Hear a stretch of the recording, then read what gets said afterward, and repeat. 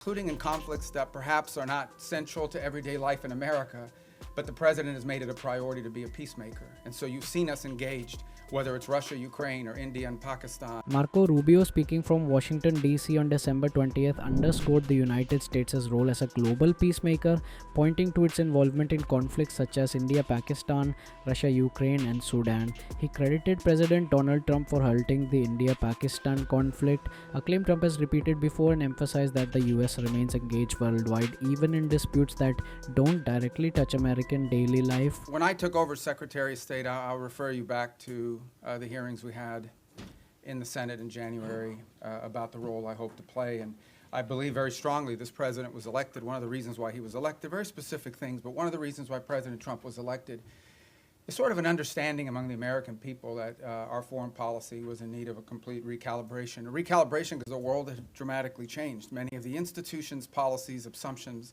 that our foreign policy was operating under were built upon a world that no longer existed. And it required us to re-examine that. One of the assumptions that I think we had lost during this period of time, and I don't mean to make this an academic lecture, but I wanted to give you some insight into the broader thinking, as I highlighted at that hearing less than a year, almost a year ago now, is one of the assumptions was the loss of the notion of the national interest in our foreign policy. At the core of foreign policy needs to be the national interest of the United States. Now that doesn't mean that there aren't issues and things we care about in the world, but at its core, the core principle of the national interest, the core principle behind our foreign policy needs to be our national interest. So you have to, first of all, define what is the national interest, and then you have to apply it.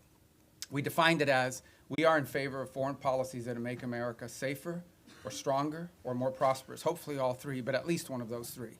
And then it requires you to prioritize. Even the richest, most powerful and influential country on earth has limited resources, has limited time. And it has to be able to dedicate those resources and time through a process of prioritization. That includes geographic prioritization. It also includes issue prioritization.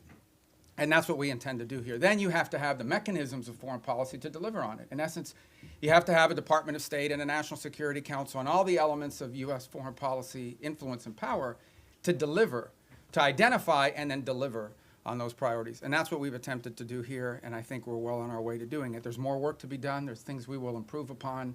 But generally speaking, it was the genesis behind the reorganization of the department, oftentimes applying reforms that secretaries of states of both parties, appointed by presidents of both parties, have long sought to do. And we're very proud of that going into effect and continuing to work forward.